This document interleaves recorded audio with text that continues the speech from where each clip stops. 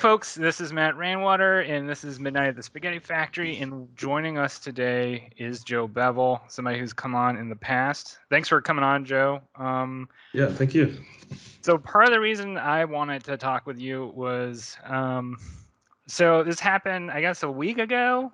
You would just post on your Instagram story like, hey, new album's up. And I like the first thing I did is I went to SoundCloud to check it out because I wasn't expecting anything, or I had no clue. Like, I really appreciate sort of your creative process because it's totally hidden and in the background. I have no expectation for anything, and then suddenly you're just like, hey, by the way. So that was the first thing I did that night. I was like reading because I was starting to watch Sandman, the new Nice. Netflix Yeah. adaptation. So like I was gonna read a couple of episodes or chapters in the comics, like just to do a comparison.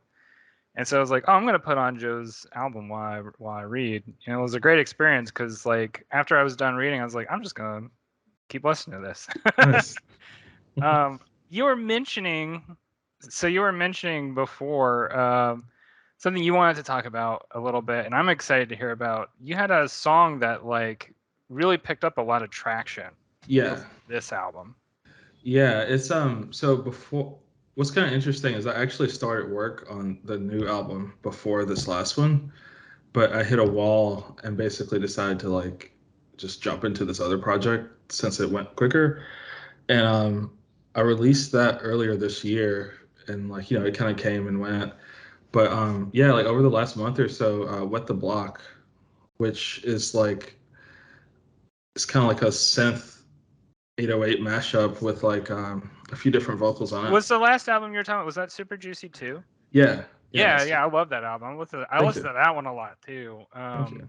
But yeah, there's a lot of really good titles on it. So what was the name of the one that you said took off? Wet the Block. Okay. Which means shoot people standing on the corner, but it's hip hop. But it was a good. I mean, I'd love to talk about Super Juicy too as well. But I kind of want to talk before that. I want to talk about Sunshine Feels So Nice because I feel okay. I'm kind of gushing a little bit because like I feel like this album in a lot of ways for me, having known you and kind of like followed your progress as an artist. Yeah. I feel like this album was one where I really saw you like step up really big as an artist. Like I feel like there's especially so like Chickenfoot, I feel like if you played that and you put it into somebody's playlist like next to Daft Punk, they would not know that it wasn't Daft Punk to a certain extent. You know what I mean? Yeah. With the exception of like the intro, which is like that kind of adds your own flair to it. Yeah. But I felt like listening to it, I was like, oh shit, like this is like Joe's hit a new level of professionalism in my mind that like really like excited me. You know what I mean? I don't know, like for you, like did you go into making this with any sort of like, oh, I'm gonna step up my game, I'm gonna like really show off things that I'd been working on, Yeah, no, it makes me feel really good to hear that. Just because like it took almost like 2 years to do, which I don't think Damn. I don't think I've ever spent that long on any piece of art ever. Because like my whole thing has always been like make something, next thing, make something. Yeah. But and I also like the Daft Punk comparison too, because at the start of the project, like my reference points were kind of like their album Discovery, and sure. In the first batch of songs I made, I actually tried to match all the BPMs of Thriller by Michael Jackson as well. Just because, like, I know even if with my style and like what I'm doing, it won't sound like those albums, but the pace of it will feel similar. And that's what I was going for. I definitely get that sense where it's like, I don't know, like listening to the album, it feels like, in the same way that like Interstellar 5555 or Discovery, right? Yeah. Feels like a kind of a complete story in this weird way. Like, Yes. And you do other things in the album that I feel like give it that sense of a story, but it has a sort of a narrative structure to it, which I really Yeah, enjoy. man, holy shit. Okay, so Yeah, that was a question I wanted to ask you actually. Is like, was that? I mean, you're making the comparisons to Discovery, but on like a deeper level, were you thinking about it in terms of a storyline from beginning to end? 100%. You know how like when you work on something and like it's one thing if like a peer says something and you kind of like go back and forth, but like someone who doesn't do creative work and they say something and it's a criticism and it gets you. Um, one of my coworkers was he listened to my music. He's like, I had no idea you made all this stuff, and he was like, I like it. He's like, but it's very hollow. There's no story. There's no connective tissue. Mm. He was talking about Super Juicy 1 and 2, and I was like, damn, he's kind of right. It's just like a bunch of stuff thrown at the wall. And so I kind of, these were already in progress, but in my head, there was like a loose narrative of, there's a very simple narrative, but like a guy that's like, he thinks he's hot shit and he kind of goes out and dances and parties. And some kind of mentor or father figure speaks to him. He meets a girl and then they have fun for the night and then he goes home and drinks a little bit and falls asleep. And that's the little story loop. And there's nothing like complicated or like literal, but that's the kind of vibe Yeah. of how the album's supposed to feel. Well, and something I didn't really notice Mm-hmm. until like later on after a couple of playthroughs. Like I thought originally like, oh, there's only a couple of songs where like Sunshine Feels So Nice is sort of echoed, you know. But Yeah. I think it's almost every single track has it Yes. echoed to some extent. And I didn't realize like it's a different voice almost Yeah. for every track. So like one of my questions was, did you like find people to record that? Yeah. I just grabbed friends. I hit up, uh, yeah, I hit up like a group of friends, like Catherine, just a girl I've known since SCAD days, an old roommate and friend, Reeves. I am the first voice, which I almost forgot to put myself on the album. That was like a last minute thing.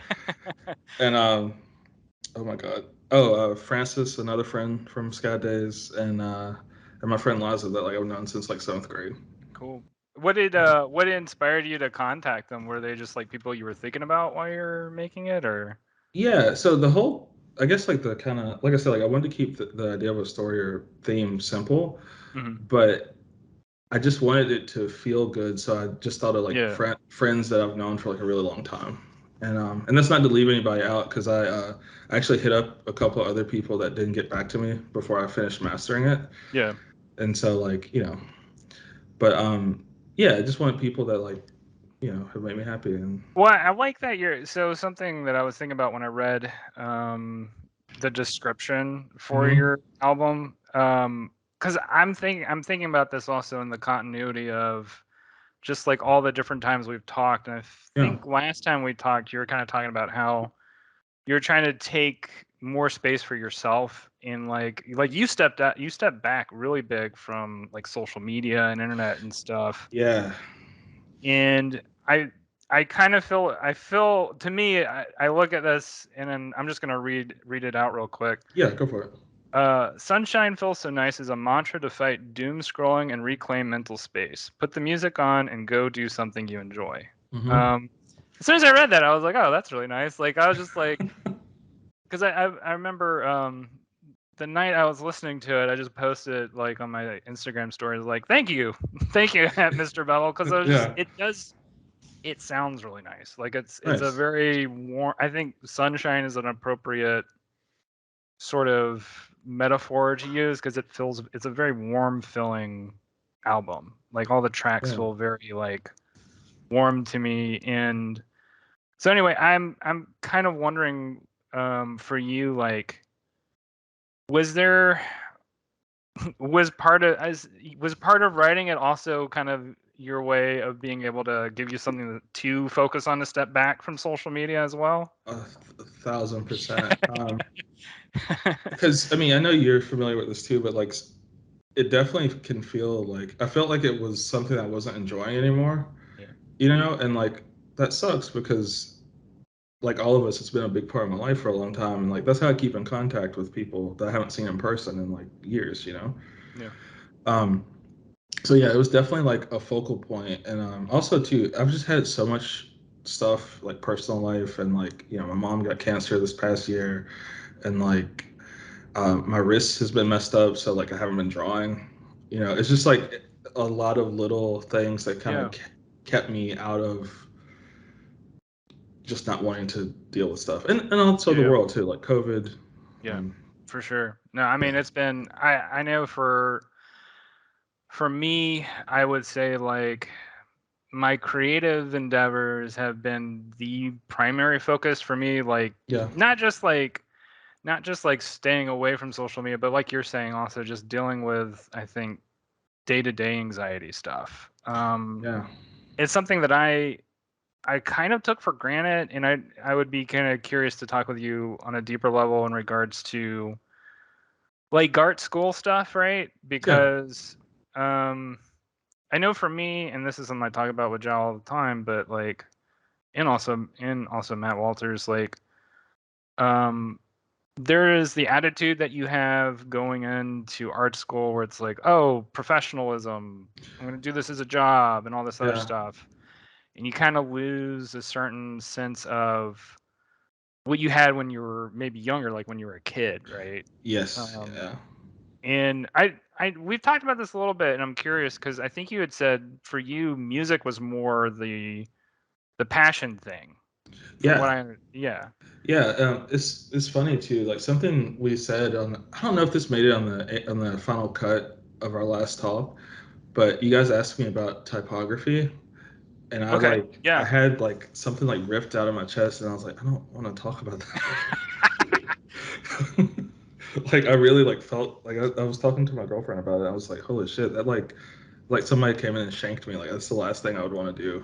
Um, but it did like kind of inspire me a little bit too. Yeah, like music is something that like I feel like since seventh grade, like I started playing bass, and like you know, at that point in my life, I would practice for like 3 hours after school every night, like Damn. literally like eat Yeah. dinner and just sit there like bass, bass, bass, and and it's the kind of thing too to where like no matter what I'm doing for work or whatever, like I'm gonna keep making music. Like I I tap all the time in an annoying way. Like I'm always like making up stupid songs to the cat and stuff. In your music writing process, do you have times when I don't know if you do notation or whatever, but do you have times where you have like a song kind of come to you and you're like, I got to figure out how to like put this down on paper in some way? Yeah, so I typically don't write down any music, but sometimes I'll take my acoustic and if I have an idea or something, I'll try to figure it out. And then once I figure out the notes, I'll make a voice memo on my phone. And for the title, I'll put the notes. Oh, nice. So like you're kind of doing like a just like a la di da kind of thing where Hmm. it's cool. Yeah, I've heard of that kind of procedure. I think I read about it in there's a book that David Byrne did called I think it's called How Music Works. Oh, Um, nice. it's a really cool book. I've never really done that much with music, but like I wanted to read it because it was A, I like David Byrne, and then B, I Hmm. wanted to know about like what his whole process was. And that was something he talked about was he would do that similarly. And I've heard a lot of artists do this, Yeah, right? Where it's like and to me it's very interesting because my brain has been so installed with the idea of like if I have an idea, I find a piece of paper and write it down, right? yeah. Like my brain thinks in that kind of mode. So when thinking about music or like the idea of making music, I return to that mode, right? It's the And same thing. it It's, is, yeah. yeah, totally So the same but thing. it's just like in time, right? Like with recording. So that Hmm. would take me a little bit to get used to. For you, like, that came pretty automatic though? Yeah, I think it's because like it's always been like interconnected with my drawing and stuff too. And I don't know if that's because like the time period I was learning music, I was also super into comics, and I Yeah. was getting into like concept albums like so I've always kind of worked the same. Like if you grab I have sketchbooks from like my entire life, and you can probably see like song lyrics and comic stuff Nice. in the same book, same sketchbook. Yeah. So that's another question I had in regards to Sunshine Feels So Nice is that did the songs write the titles, or did you have titles picked out before you Oh, came up with songs? so typically how I work, it can go either way. I can either have a title that I think is good and then build it towards that. Yeah. But most of the time, though, I'll start with the song, and then as I'm getting ready to save the file, I always do initial for the file name, and Yeah. it'll be like initial, and then whatever's around me. So it might be like initial vitamin E, and I like that. like I have there's a song I like a lot that didn't make it to Sunshine called "You Like Shitty Pizza" because that's what was said to me as I was saving it. So That's awesome. yeah. So, but at the end of the process, though, I did rename some to make for more sure. sense. Well, and that was the next question I was going to ask in regards to the titles. Yeah. Sort of in the overall vibe of the album, I feel like there's kind of there's an interesting sort of uh, I guess I would say southern sort of Yeah. attitude to it, maybe. Hmm. Like all the titles kind of evoke different aspects of the South to me. I mean, there's one really obvious one, Louisiana Red, but like all the other ones, I feel like have kind of a similar sound or evoke a certain kind of notion to me. Yeah. I, I was curious for you, like, what did that have to do with a specific? I guess when writing the song, were you thinking about it, or writing this album, were you thinking about it in terms of, I don't know, like, I guess what was part of that process that brought that So, up? like early on when I mentioned Discovery and Thriller as kind of like my two reference points at the beginning, No. one other thing that I was referencing was childhood a little bit. And there's something that I remember distinctly with like my mom and my sister. Like we would be like outside washing the car, doing whatever, and we had this little shitty gray radio, Mhm. and it would be playing like Isaac Hayes and the Gap Band, stuff like that. And my aunts and uncles would have fish fries and have that kind of music playing. And so that was kind of like the visual in my head of like I want to make something that we would put on a fish fry and nobody would turn off. I You know? like that. Yeah. Yeah. So that's kind of where that came from because I think Blind Mellow Jelly's original title was Catfish. Okay. Um, and I think there was one Sunshine Feels So Nice Part Two was originally like deer meat or venison, something like that. But that was a little like didn't really make sense for the title. I mean, I like that there's a part one and part two to the Sunshine Feels So Nice sort Yeah. of thing. And they go together really well too. I want to say is it at is it at the end of Sunshine Feels So Nice part two that like somebody comes in and says Moonlight feels so good? Or is that a different song? Oh, that's the next song. That's the next song. Okay, Yeah. yeah. Um, but it definitely creates that sense of that narrative once you get into like the moonlights. You start to kind of think about, oh, okay, like sun's going down and Yeah. we're getting into the end of the story or whatever. I have to say, like, my absolute favorite song, I like all of them, but my absolute favorite track is Cockatiel. Oh, nice. And I was curious, is Cockatiel like because Cockatiel seems like a song that has probably the most of your like composition in it in terms Yeah. of like it's the least amount of sampling, if that makes sense what I'm trying to Yeah. say. Was So that like that's an original composition you had come up with pretty much? so there is a sample in it, but it's pretty subtle. But what's funny though is that one was done the day before I uploaded it. My friend that's on that one, she sent me a song and was like, "Can you pull something from this?" And I was like, "Yeah, sure." And then she sent me her vocals of saying "Sunshine Feels So Nice," and I recorded the bass on that one in like one take too, Nice.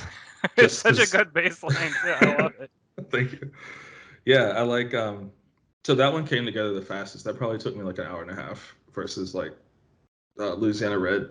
there's probably 40 versions of that on my hard Oh, drive. really? Yeah, So yeah.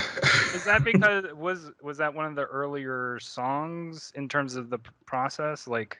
Yeah.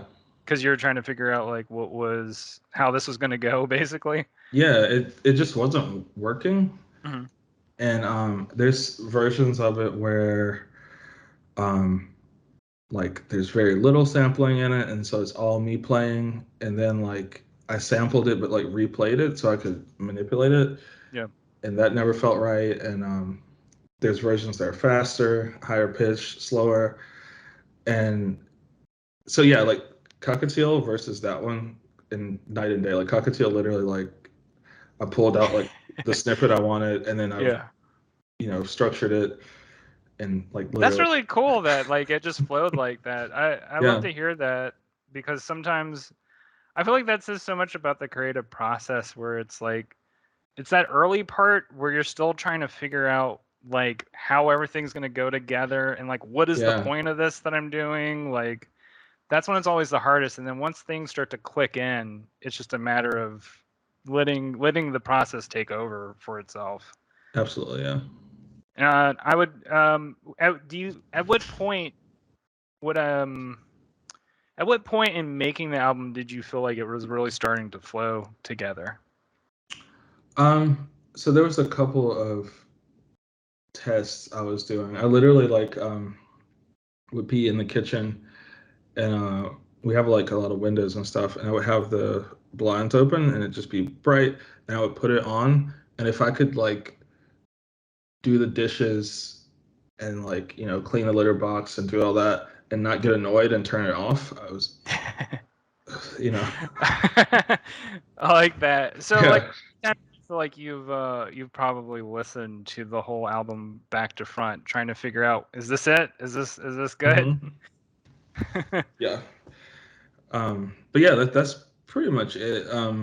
Just making sure that it flows, and like, because what the gentleman was like way too long originally, Okay.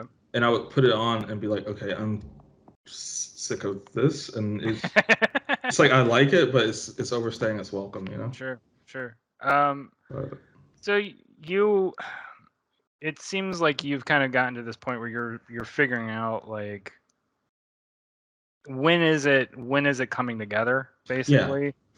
And would you say that that's something that you feel like you're getting now more?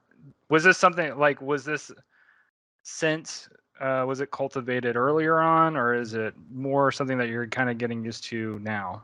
I think I'm getting used to it now, and some of this is probably being medicated now too, but like focusing in on one project, and I kind of knew what my end goal was, you know. So it gave me like something to aim for. Whereas in the past, like like I mentioned earlier, like I just would make things and have no home for it, and then I have like two metal songs here, some like techno thing, and then like a hip hop track with like a folk music sample in it for some reason, and like just like I was just like generating stuff without any kind of like thought. And so yeah, I think I have a better grasp on like setting a goal, working towards it, executing it, In push. terms of, oh, go ahead. What are you I was gonna gonna say? say pushing it out so like people can enjoy it and I can stop noodling and move on.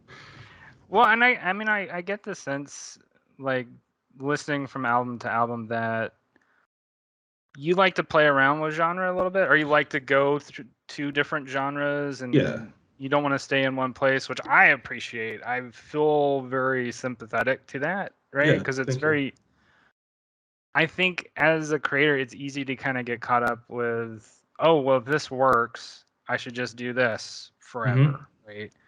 Um, what are your thoughts in regards to like genre, particularly in music? Like, Um, so I've always been like, I just love everything, man. Like, and I know people say like, oh, what kind of music do you like? Everything, but like, I really, I really do. Like, it's a frustrating answer for a lot of people because they yeah, want to have like they want to find the specialist who has like, oh, these are the rap albums you need to listen to, or these are the yeah. country albums you need to listen to, or whatever. And like, And see, I can do that. Like, I yeah. which something I did with my Spotify profile is I actually made this like 22-hour long playlist of just a jumble of songs. But I'm gonna go back and kind of do the recommended ones for different genres Mhm. because I love hip hop. Like when I'm working and like just hanging out, like that's my favorite. But also, I love like rock and metal and like classic Yeah. rock. Like I really do jump around. Well, and for me, something I appreciate a lot about music, almost more so than any other art form, is that it's almost um, it's almost has like kind of a drug-like effect where it's like it can Mhm. really alter your mood Yes, just on its own. You know what I absolutely. mean? And sometimes I kind of think about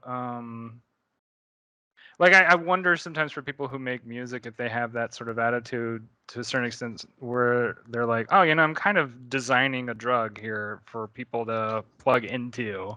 No, I feel like this one is the first time I've consciously made that a choice for that. Or like, the desired effect for this one is like, may cause happiness and moving, you know? Um, because in the past, yeah, like it would just be whatever I felt like doing. Well, and so you had shared a song you've been working on. Oh yeah. Is it called, so is the proper pronunciation of it Tehassel? It's just Tejas and a typo. Oh, okay. I was wondering that because it sounds very Texas, and I was like, well, I can see the Tejas. I don't know what the L at the end of it Yeah. means, Just but yeah. Um, um, is that where you want to kind of explore next? yeah, so something this is so funny too. I had kind of started working on this for the next one, but I saw a TikTok that put into words like what I was aiming for. But it was basically talking about how like a lot of modern musicians can't like take an acoustic guitar, sit down and play out the full song that they've written Interesting. because, working digitally, there's a lot of like moving around, copying and pasting, effects, and I've been doing like a ton of that. And so the challenge for the next one is going to be by the time I'm done with it, it's going to be all songs that I could play alone on an Oh, acoustic. nice. Yeah. That's awesome. Thank you. I'm trying to remember. I'm trying to remember listening to the song. Like it definitely. I think it has like a full set of like drums and Oh, bass to it. yeah. But your idea is that it's something like. Are you thinking about it in terms of live performances? hmm Oh, cool. And maybe singing again. I haven't done Cool. that in a long time. Is that something that you're missing right now? A little bit, yeah, Yeah. because it's like I've learned so much about recording and like, you know, there's a lot of stuff that I've written in the past too that I think would hold up if I had the abilities I do now. So, but I'm doing all new stuff for it. But yeah, Dude, that's cool. So you're writing some lyrics and stuff like that, and figuring yeah, out how all that's gonna like come together, basically. pretty much, yeah. Nice. I'm excited about that. All right. I had a bunch of questions written down, and I want to just make sure that I've covered everything that I want it to cover. We can always end early, or if Joe, there's something that you specifically want to talk about too, since we're at about the half hour point. Okay. We can do more questions if you have them for now. All right. I mean, Yeah. so you already talked a lot about like how nostalgia was our childhood memories, right? Is a big Yeah. part of it. Um, for you, like, I'm curious if a lot of the samples that play at the beginning of songs, what was the chronology of that? Like, was it like those samples first, or was it the song, and you're like, oh hey, here's a sample that would go good with this? Song first. The samples all kind of those were some of the last things added. Okay. Yeah. There's the one on Ankh was actually my second choice for that. I think it. Do you know what movie that was from, or do you remember? I don't. I know it's. I know listening to voices like that sounds like Denzel Washington, but I can't figure out what movie that's from. Yeah, it's from John Q. Oh, okay. Yeah. But my original choice was actually from Boys in the Hood. There's a scene where Lawrence Fishburne is cutting Cuba Gooding Jr.'s hair, and they're kind of having like a father-son thing. But when I went back and watched that scene again, it's a little vulgar, and like there's a lot of music overlay too. And so, John Q it was. That's a hard tightrope to walk too, because I mean, that's something that I think about a lot with Trailer Park Warlock is trying to Yeah. figure out like, okay, what's like pushing it too far for, I don't know, like, are you thinking about the age range of your audience when you make art, or is it sort of just like, I want to make this as general an audience as possible? So I do kind of for my music, I don't, just because music is kind of like the last frontier where like this is the space where I kind of, I will do what I feel like doing. Yeah. Um, but for this project, I didn't want anything. I think there might be one F bomb on Sunshine Feels So Nice too. I think so. I can't remember. I feel like there was one thing in it where I was like, oh, okay, I probably couldn't play this entire album around Yeah, my mom. yeah, but yeah, I think Robin Williams. That's right. Yeah, that's Yeah, right. Yep, yep. but yeah, Um, that is like always.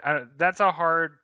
That is a hard tightrope to walk because it's like I definitely get what you're saying. Where it's like I kind of want to just have no boundaries in terms of like what I want to express, but yeah, like at the same time, there is this aspect where it's like, well, it'd be nice to be able to like have people that I know who would be offended to not be offended, you know? yeah.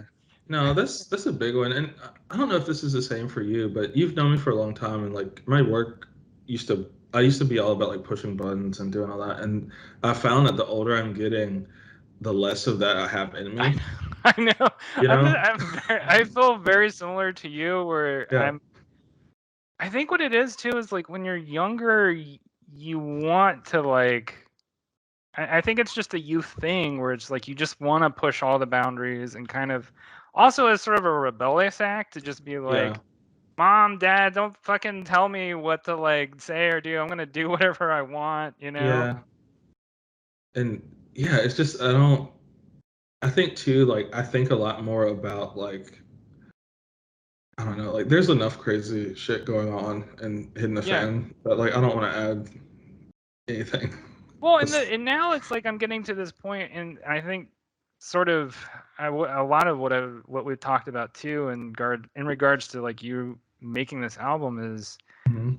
oftentimes as you get older, the things you want to express go deeper in like Yeah, you want like for me it's like I want to express really deep ideas to as general and broad an audience as I can and try and yes, figure out what the signal to noise of that is. And that becomes to me that's the big challenge now, right? yeah. And I think that to me that's what gets me excited now. And so I mean, it sounds like for you, like that's similarly like what you're. Yeah, no, I've made a conscious effort to. I mean, we talked about this a little bit before, but like my, I guess like my initial instincts are usually to like just like layer things super complicated and like just non sequitur, whatever. But I found to like reach the amount of people that would like to, Mm. it has to be like streamlined, a little more simple, easily digestible. And I actually don't think that's like a compromise. It's like more of a challenge to do that, you know. And I don't think it's a problem if people like what you're doing, you know. Yeah, no, simplicity is like one of the hardest things to figure out. Yeah, If that makes sense, like it's so hard to figure out how to do something like for like as a metaphor, right? Like trying to mhm, draw a human figure in as few strokes as possible yeah, while still like while still evoking a sense of your own style and your own observation, right? Um, yeah. that for you in music, does that how would you express that translation has taken place? Because for me, it seems very abstract, but I'd be Yeah. curious to know from you, like how the Um, process has gone. I think about like you play bass, right? I tried to, but no, I don't. Yeah. Well, I think about it's the difference in like do you know the song Another One Bites the Dust? Yeah. Like, you can probably hear that bass line in your head. Oh yeah. And if I asked you to like think of like a Victor Wooten bass line or something, it'd probably be like you wouldn't have one in your head that distinct.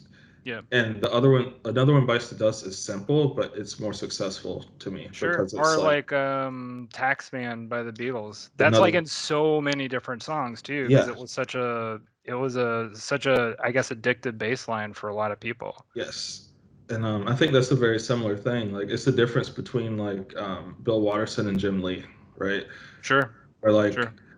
I actually enjoy both, but I think Bill Watterson is that's harder to do. And He's able to express so much with so much less, and that yeah, to me is really impressive. Whereas a lot of times it seems like with Jim Lee, like in his comics, a lot of the if you took a lot of the hatching and stuff away, hmm? there wouldn't be as much really to look at No, necessarily. Which is really odd to think about. Like so much of like what makes Bill Watterson so interesting, or like makes the Calvin and Hobbes comics so interesting to look at, is largely like kind of a Bob Ross incidental thing, right? yeah, Where it's just like all these little happy accidents of like dry brush kind of creating these unique textures and stuff. And yeah, it's kind of like it's almost like a Zen mastery kind of thing, right? yeah.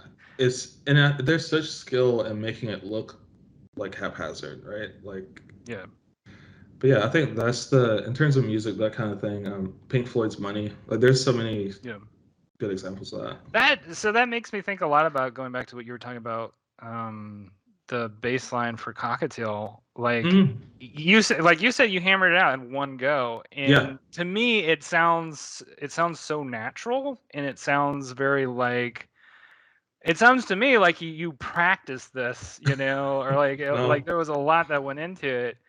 So I think that's really cool to hear because it's sort of like all the previous practice from all the other albums you've done, right, is kind of oh coming yeah, into that moment, basically. absolutely. And as I was like laying down the synths and like the notes for that, I pretty much was hearing the bass line in my head. So Nice. like it came time to do it, I just did it. God, Yeah. that must I don't know what that feels like, but that must have felt like the only word I can come up with is like delicious. Like it's just like That was good. If some, but I mean that's it's one of those things that like even when you're like doing like drawing or like when I do design stuff too, if someone sees me do something quickly, like well it's because like I'm 36 and like I said when I was in seventh grade I was practicing for like 3 or 4 hours a night and like Yeah, there's years and years of build up to now. So absolutely. I mean, there's a point. I feel like there's a point for every artist where it's like you it's interesting because when you're young, you spend so much time doodling. yes, And oh yeah, the doodling's really fun, but a lot of times it's unfocused. It doesn't really have a goal. It's just the goal is to just kind of repeat and repeat and repeat. In the same way, like yeah, a toddler will just like throw a ball over and over and over again because they just want to see how everything works and comes together. yeah. And when you're drawing, when you're younger, it's similarly where you're just like, I just want to see how these shapes come together when I put them together. Hmm. And then when you're older, it's like, I know how these shapes go together. I need to actually put them together in a way to actually express something more fully. And Yeah, so now it's funny because now it's almost like when you get older, it's like now you start repeating the process to do that part, right? Where it's like, I'm trying to exactly. express the ideas more fully and more fully till the point where it's like, I think that's why so many directors like end up going over like different themes, right? Yes. And different like Martin Scorsese has so many different gangster movies, right? Because he's Yeah. kind of trying to figure out that theme. Yeah, this. Do you know the rapper Pusha T? I don't, unfortunately. He's from a group called Clips. Pharrell did his music. Lots of coke raps, like drug dealing, Mm. hardcore stuff. But a criticism he started receiving was that like every album's about selling cocaine. Like you like stop doing that. And his point though was that he's like, I'm making concept albums about this. This is my theme. This is my Yeah, area. Like that was what my 20s were like. And yeah, he's like, you don't want Scorsese to stop doing gangster movies, right? Like right. he's exploring it. He's like, I am exploring How do you this. spell that? Is it just Pusher and then letter T? Yeah, Pusha then T. Pusha T. Okay, I'm gonna Yeah, check them out. his last two albums were like awesome. Awesome. Yeah, so that's another reason why I'm excited to have you on is because like, just talking about music in general. Yeah. Um, for you, do you have any? Who are all the artists right now that you're listening to Oh, that you want to gush about? Tame Impala. They Okay. are. He is one guy. Which when I found I that out, didn't realize it was one person. I I had no was idea. so upset. His music is the kind that like I'm the kind of person where like if I see something that's like in the realm of what I want to do and it's just so good, I get like angry for a little bit, right? And literally like the last couple of albums of his, I hear them and I'm like, fuck. What Like albums would you recommend? Because I think I've listened to older stuff from Tame Impala, and I'm not into it as much. so it's definitely a little different now. The earlier stuff was more like a normal rock band and it's Yeah. become almost more like honestly similar to what I've been trying to do to where like he'll play something and sample himself playing and Okay. manipulate it and do all kind of stuff. Currents and the Slow Rush are All two. right.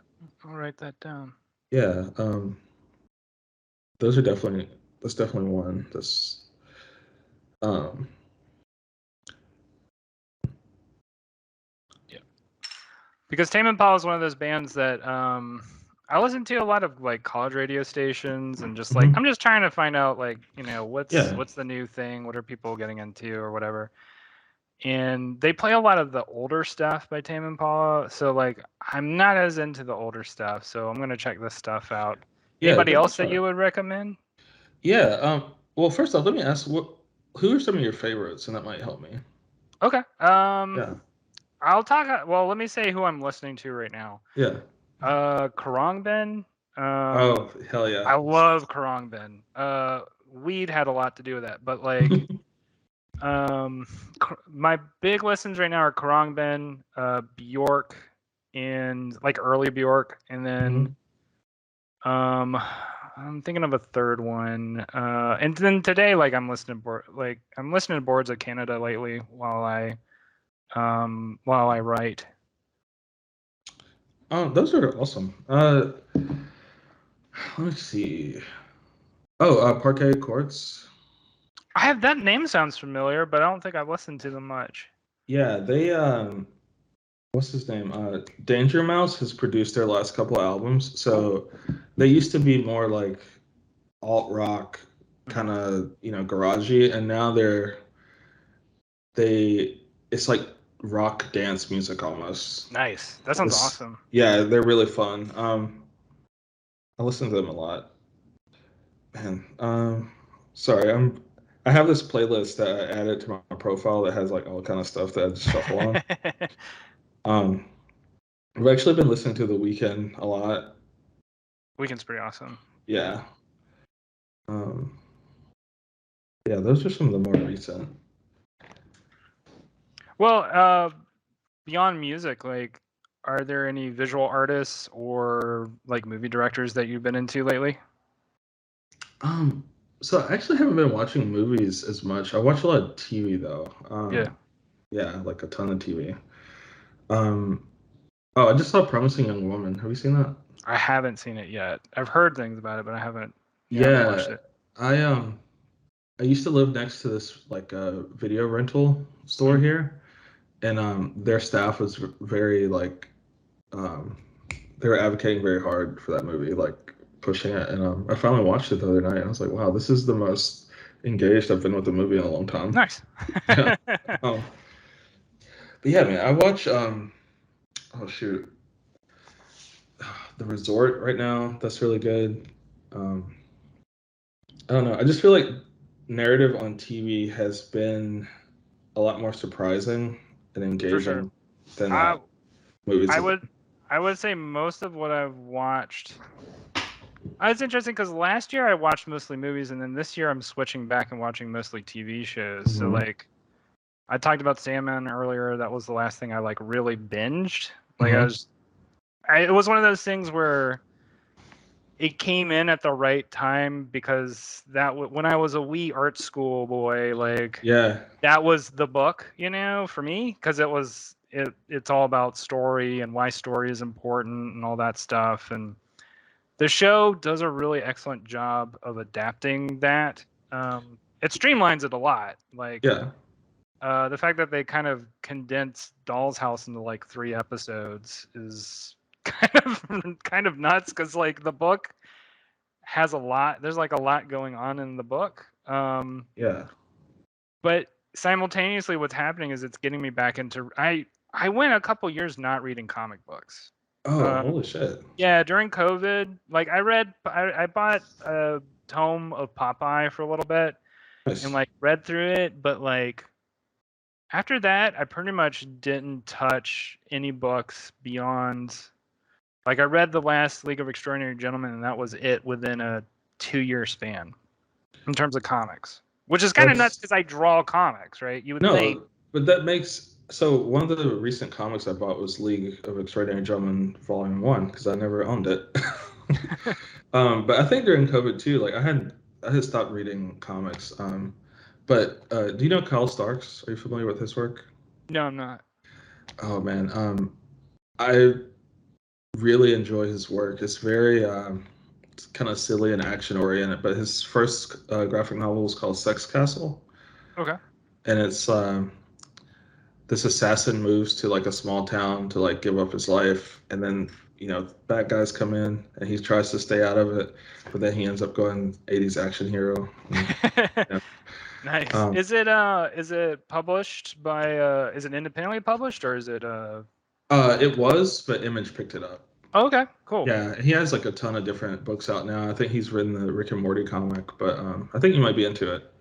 Cool. Yeah, I'm gonna Yeah. check it out for sure. I need more comics to read because I finally read Scott Pilgrim for the first Oh, time like I never read it when it first came out, yeah.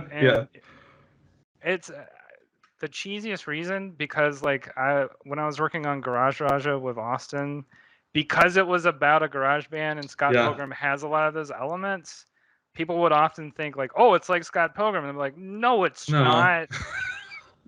And so I had like this chip on my shoulder about it, but now that I've gotten over it, like I'm glad it's still there, right? Like even Yeah. though sadly Oni Press is like kind of going away, but Oh, the what? yeah, this was very recent news.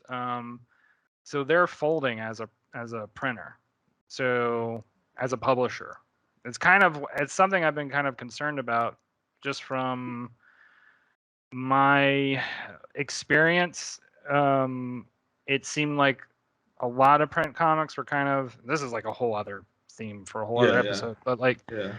a lot of print comics are kind of in a really tenuous place because the print industry is it's hard to make money at it right now. Yeah. So, um, I mean, I get it, but something that kind of well, I want to go back to Scott Pilgrim for a yeah, yeah, second, yeah. but Please. something that was interesting to me last time I was home is my nephew. He's 14 now, and he reads so many webtoon. Really? Yeah, like so many, um, and his friends do too. And I'm just like, he's reading comics, and I don't even think he considers it comics. It's just like, oh, I It's just just love, webtoons. It's yeah. just yeah.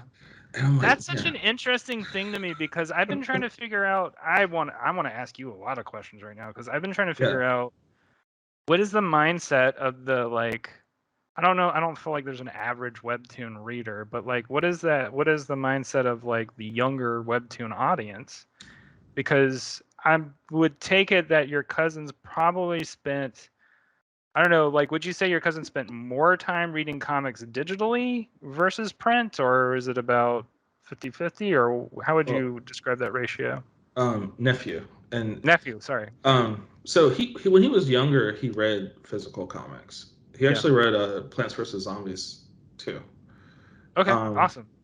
but I feel like those though it was very few and far between. He had some, but Webtoon the whole time I was home, if he wasn't on Fortnite hanging out with his friends, he was like sitting on the couch on the floor, like with his legs up, just like scrolling through comics. That's And great. he reads some of everything too. Like there's a lot of action ones, romance, like it's all of That's it. the most interesting development to me is Yeah, that with um I'm just gonna call it Webtoon, even though there's like several different platforms that yeah, use the same thing, but like with the infinite canvas style thing, like it's something that I remember dreaming about when I was younger in art school is yeah, like, oh, one day in the future, genre is gonna open up so big, on a yeah, popularity scale. It's not gonna just be superhero comics.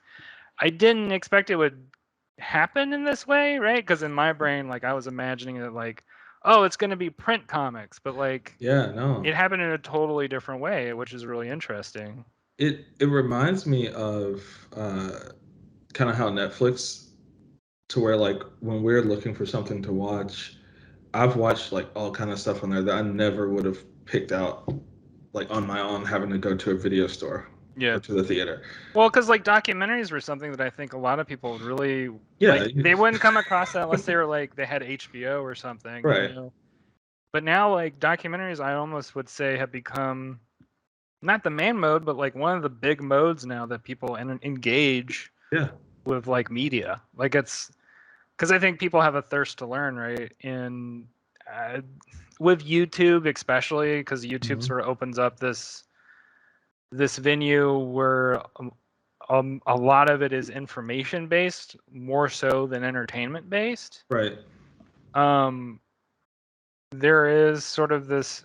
It's interesting because it's almost like I think to a certain extent more people want to be informed than entertained on a certain level. Yeah, I You think know what I so. mean? And part of the reason all the entertainment that I've enjoyed in the past, I felt like I was informed by in some hmm way.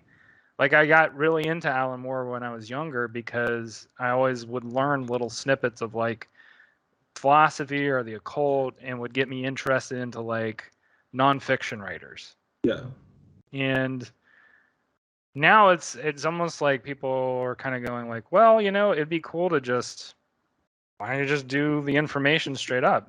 Don't even gloss over it with like fiction or whatever. yeah.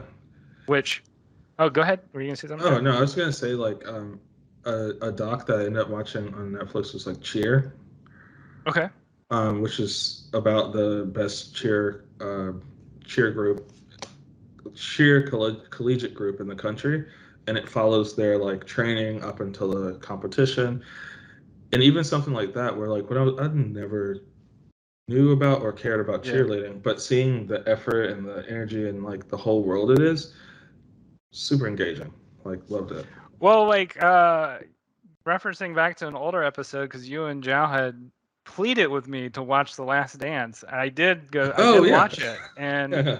it's one of the best documentaries I've ever watched just Yeah. because I knew, like, as a kid, I knew about Michael Jordan. I knew about the Bulls, but I was never into basketball. I never watched basketball. Yeah. And so, like, to me, like, watching, I was like, oh my God, this is like opening up a part of my childhood that I didn't really know that much about. Yeah. Similarly with the Tony Hawk documentary. I don't know if you've watched it. Oh. What is it called? It's really good. It's Till the Wheels Fall Off. It's similarly like I would I feel like it's kind of a pretentious descriptor, but like it's similarly powerful. No, Um, that makes sense though. like there are a lot of moments in watching that documentary where I really related to Tony Hawk in the sense of like he approached skateboarding almost like an artist where he's just like trying things over and over and over Yeah. again to get to this place that like nobody else can get or that he feels like he can only get to. It's stuff like that's really fascinating, and it shines a light on sort of this fact about being creative, is that like so much of the most powerful moments come from real life, right? Yes. Yeah. Like so often we think about I don't know, like artists kind of get described as people who pull things out of the ether, but in reality, like, you know, we pull things out of our day-to-day and personal lives. And Yeah. so I think the last question I want to leave you with, Joe, is like, for Yeah. you, do you have specific moments from your personal life that you really like to pull from for like creative influence? Ooh. Yeah. That's a heavy question. That is a heavy question. I that comic I did about going to the hospital and stuff, Yeah. that I've always kept little like story notes of like diary comic things about my life through different times. And if something significant happens in my life, like I take notes just to remember it. But I think something that I have always pulled from and always will is Mississippi a little bit. Um, like I mean, even in the album "Sunshine Feels So Nice," like you mentioned, like the Southern titles, and even the jerk is kind of like, I think the first line in that movie is "I was born a poor black child," even though it's you know.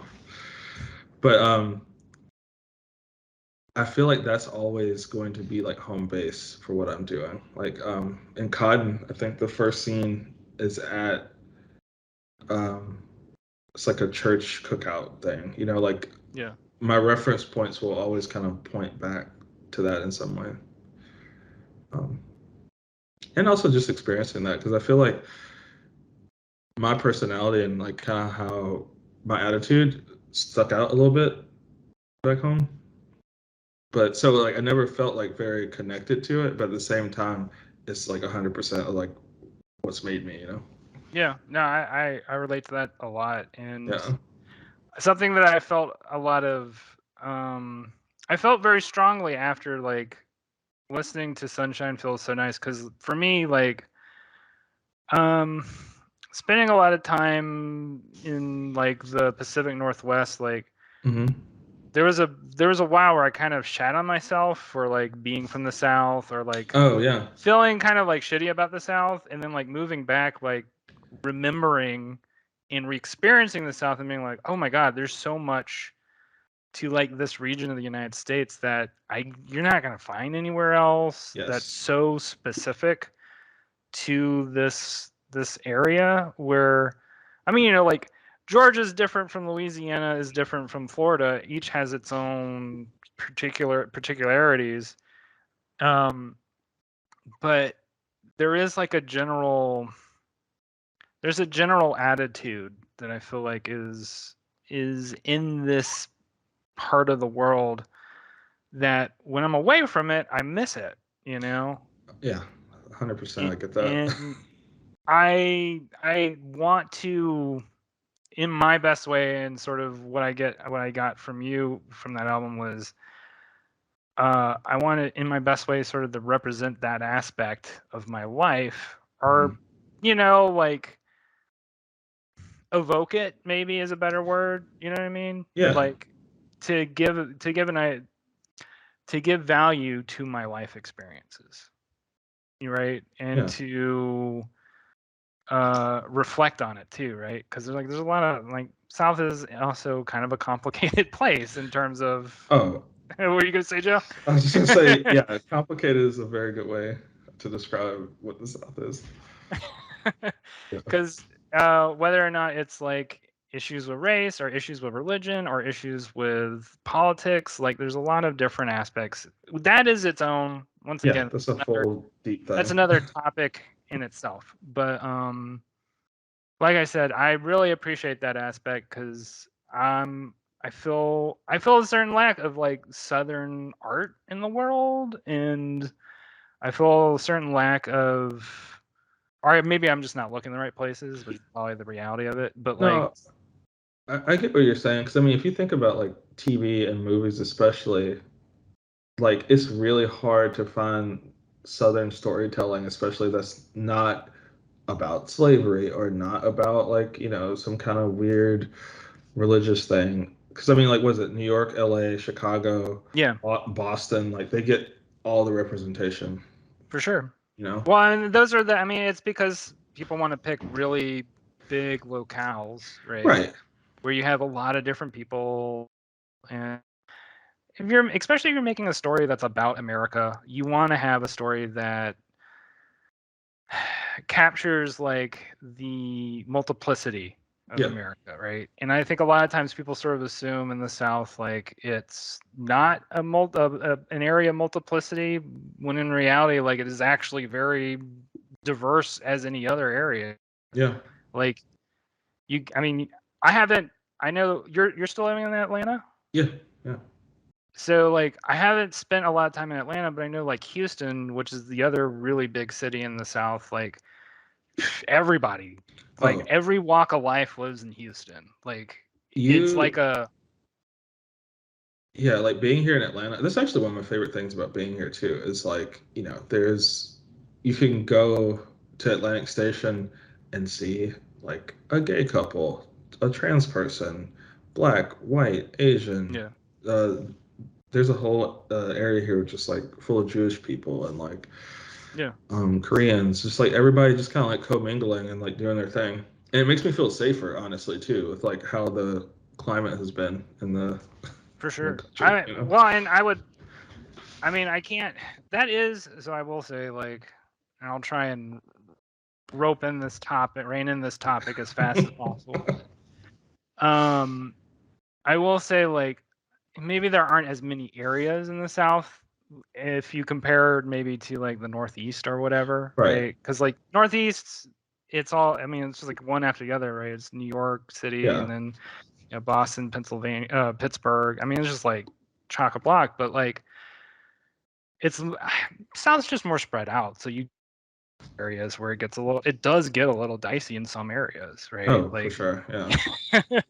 like there are areas where I'm just like I don't want to stay here too long. I want to get back on Yeah. the interstate. Like, Yeah. but that comes with the territory. So anyway, I think we should wrap it up. Yeah. We'll do tours. I enjoyed hanging out, Joe, and I enjoyed talking about this. I love talking about art. I love talking about your art. It's awesome. I'm glad to see it out there. Yeah. Yours too, by But the way. thank you. I appreciate that. New season out, right?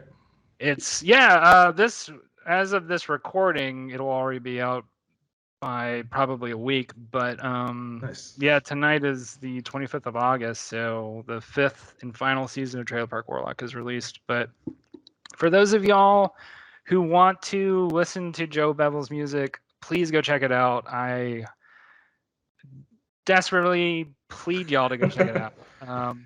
You can find it on SoundCloud. It's soundcloud.com/Joe Bevel. It might be Mr. I don't know. You know what's easier? Oh, if you go to Instagram.com/Mr. Bevel, I have a link to Linktree, and it links out to Spotify, Apple Music, YouTube, and Amazon. That was okay. So do you have a YouTube channel now too that has your Yes. music? Awesome. All Yeah. right, I'm gonna subscribe to that too. Yeah. I distribute through SoundCloud, and it pushes it out to like Deezer and Pandora, Nice. but I don't know all those. Are you one last question in regards to your stuff? Are you publishing as BEVS? Yes. Okay. That would be important for people to know too. So Oh yeah, sorry. oh yeah. BEVS, all caps, and something that people ask me a lot too is like, where can I buy it or like whatever, and you don't have to buy it, just stream it, and if you really do like it, send it to someone you think will like it too. Nice. I like that.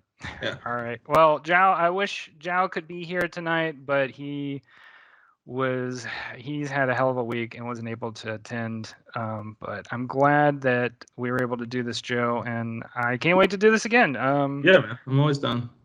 And I can't wait for your next album whenever it happens. And as always, I'm going to be checking out your stuff. So I appreciate it, man. Thank you.